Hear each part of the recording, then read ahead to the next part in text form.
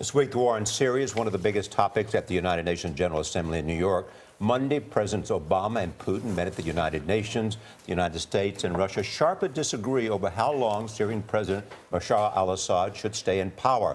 There's also a new report about the rapidly increasing number of foreign fighters going to Syria to join ISIS.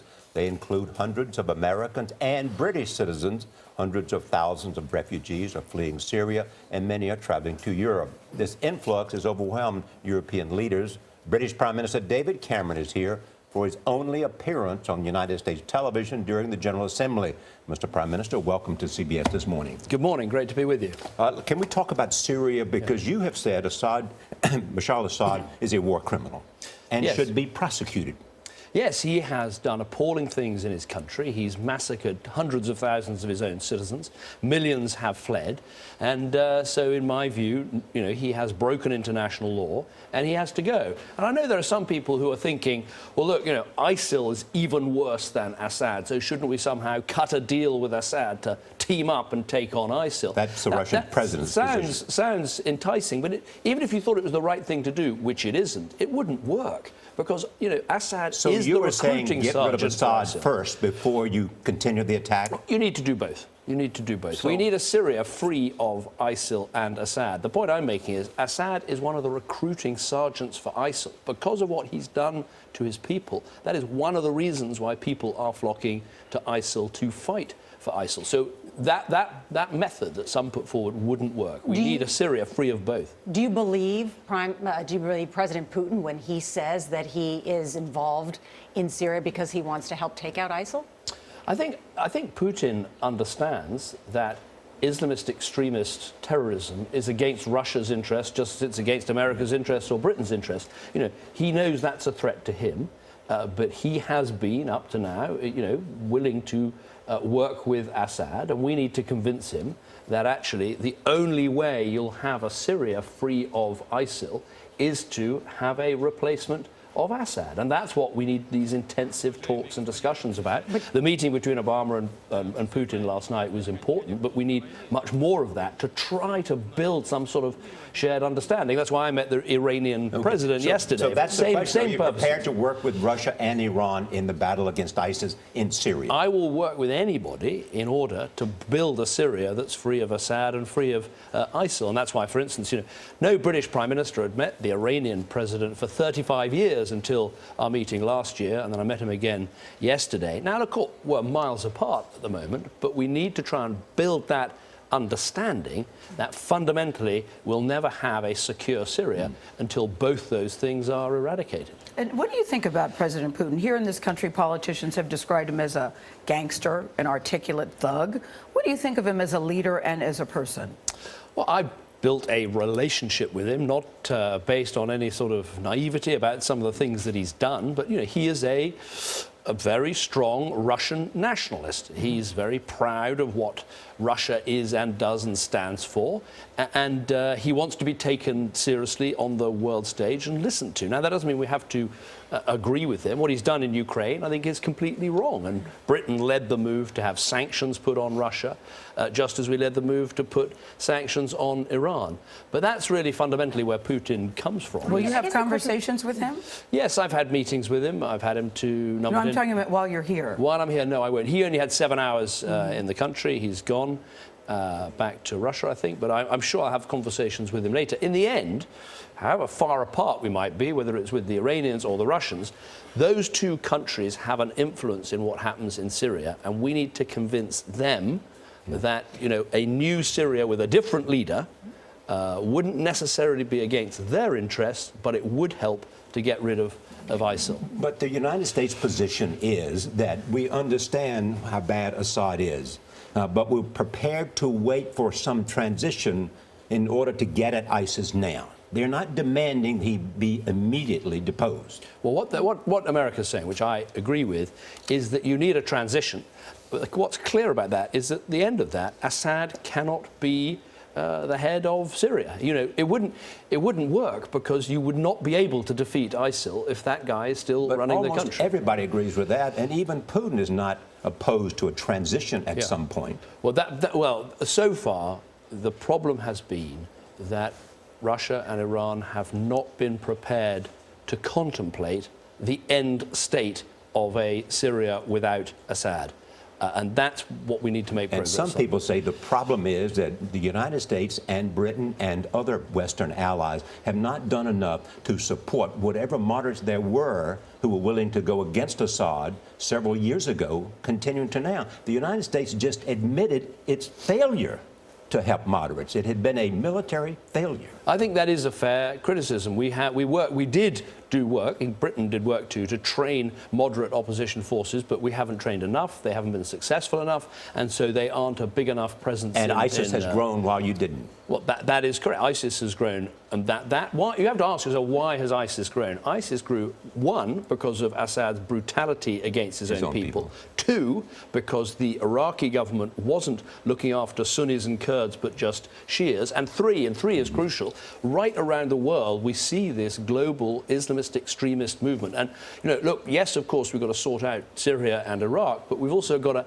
take on this ideology that is poisoning the minds of people sitting in, you know, homes in my country or your country or all over Europe, because if you don't go after the extremist mindset, you know, it'll be another country with another problem. John where Kerry, this appears. Secretary of State, said on another television program this morning, as I understand it, that Britain was in part responsible for the United States decision not to strike because you couldn't produce a vote in the House, in Parliament. And that's the reason that there was no strike and that Syria was able to violate the red line. Well, this was to do with the issue of chemical weapons, right, where you know, I argued that we should strike in respect of the use of chemical weapons because we've had these agreements down the decades. And your government said no. And my parliament said no, which I deeply regret. I think it was a bad decision, but I'm a Democrat. But is that the reason? And you have to obey your parliament. But the point is that the United States says that's the reason there was no attack, because they looked at Britain and there was no possibility of getting them to join. To be fair to both of us, since then, a large quantity of Syrian chemical weapons has been given up. But there is still use of chemical weapons by the regime. Yet another reminder of why we shouldn't be cutting a deal with Assad, but we should be trying to people in the region took the fact that there was no red line response as a sign of weakness by the West. I suggested Saudi government thought that, the government in Emirates thought that. But I think you can now jump forward where you can see Britain and America taking on ISIL in Iraq, and we've done 300 strikes ourselves in Iraq, and obviously America with other allies in Syria. And where are the ground troops coming from? Well, look, ground troops are necessary, but they shouldn't be, in my view, American or British ground troops. In Iraq, it should be Iraqi ground troops. So let's train up the troops. Let's make sure they include, well, what we need in Syria is a Syrian government, not led by Assad, that can then be a partner in defeating ISIL. But it has to be, I'm repeating myself, but it has to be a Syrian government that the Syrian people can have faith in. It's more difficult now because the Russians are having a more embedded presence in Syria and providing more supplies in support of Assad, so it's now more difficult to get rid of Assad. That may not be the case if you consider, as I do, that the reason the Russians put those resources in was because they felt Assad was on the brink of falling. Russia he acknowledged that to me in an interview a week ago. It was I say so, it was an excellent and very, very clear interview. To get that much time with Putin and to be able to put those questions was very valuable. You may say that. I think, but I think the truth of it is that's why the troops went in. That means Russia is invested in the future of Syria. What we have to do is to convince them that it's going to be a pretty poor investment unless there's a transition of the government away from Assad. Because in the end, the Syrian people, those 12 million people who've left their homes, they are not going to go back to their homes if the butcher is still in charge of the country. You really think you'll have some luck convincing Putin of that? I mean, the president, our president, spent 90 minutes with him yesterday, and all reports are it didn't go very well. Well, if you're asking me, is this the most difficult, intractable problem that President Obama's faced and I faced? Absolutely yes. Look, we're 4 years into this. So many people have died. So many people have left their country. But that doesn't mean you give up. Nor should it mean that you go for a sort of phony solution of thinking you could team up with Assad to defeat ISIL, because that would be self-defeating. You have to stick to the right path, no matter how long it takes, and persuade... Has it been? Go ahead. persuade I want to ask others about the to take migrant the lead. crisis, but if you're not done with Syria, go Okay, ahead. one more question about Syria. Has it, and more about ISIS, Yeah. has it been a failure on the part of the West that they have not had an urgent, united coalition to defeat ISIS? I think we have got a coalition, and that coalition will be meeting this morning here in New York, to step up the campaign against ISIL. But And after we how shouldn't many talk years ourselves to down. step up the campaign? Well, look at Iraq. In Iraq, ISIL has lost huge amounts of the territory that it was holding. That's because of the US airstrikes and the British airstrikes. We have taken quite comprehensive action in Iraq. More action is now being taken in Syria.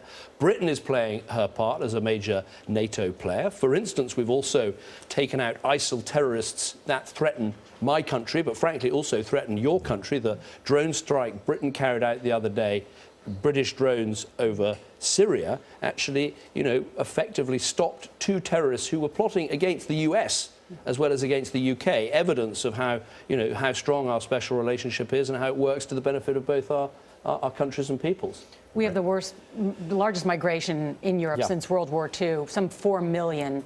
Are you concerned about, and Britain has said they're going to take how many, 20,000? We're taking 20,000 straight from the refugee camps. The difference we have with some of our European partners is we think if you keep saying we're going to spread people out once they've got to Europe, you're actually encouraging people to make the journey. So we've said Britain is the most generous donator to the Syrian refugee camps after the United States. We've spent 10 times more than some other European countries our size, and we say concentrate on the region, help keep those people in the region, work with the Lebanese, work with the Jordanians, fund those camps, fund the World Food Programme, but we will take some people directly from the camps. We're not going to take the people who arrive on the continent of Europe. There was Why? criticism that people... Because, as I say, I think that if you're not careful, you start encouraging people to make that lethal journey. And we've seen people getting into these desperately unsafe dinghies, getting out off a Turkish beach, and their children and their families dying. Drowned. So we want to stop people taking that journey. There was some criticism in the beginning that many countries were slow to step up with the migrant crisis. Was a turning point for Britain when we all saw the picture of the little boy who drowned on the beach? Well, I think, to be fair to Britain, ever since this crisis started 4 years ago, alongside the United States, we have been the second most generous donor to the Syrian refugee crisis. And the truth is this, there are 12 million Syrian people have been made homeless by Bashar Assad. Only 3% of them have actually made the journey to Europe. So there's a huge millions left in the region, and we should not be encouraging those people to make the journey. So we've said, put the money into the refugee camps, help the Jordanian government, help the Lebanese government, and we've done that from day one. So we didn't wake up to the problems of the Syrian refugee crisis when that terrible picture came out. We had already been. And one of the reasons we're able to do this is Britain made the difficult decision under my leadership to spend 0.7% of our GDP on overseas aid. Have you been Often following- an unpopular decision, but frankly, it has allowed us to not just be generous in spending this money, but also to be swift. We are often the fastest to respond to these global crises because we know the money's there. We don't have to scrabble around looking for it. And so whether it's I know we have that to go, matters. but I am curious about this. Have you been following the political race in this country, and are you prepared to work with President Donald Trump? Have you and your team given that any I've been thought? following it, and it's a fascinating race. I get tired fascinating. just thinking about the amount of time your politicians But your put into politics look much easier now because we of will the- work. I will work with whoever the American people elect as president. And Has your party become the centrist party in British politics because of the election of the Labour leader? Well, I think we have an opportunity in my party, having just won an election and having a mandate, and the other party heading off into the hills a bit. I think we have an opportunity to say, whatever your politics in the past, if you want strong health and a strong economy, if you want strong defence and look after the poorest in the world, we're the Mr. Prime team Minister, for you.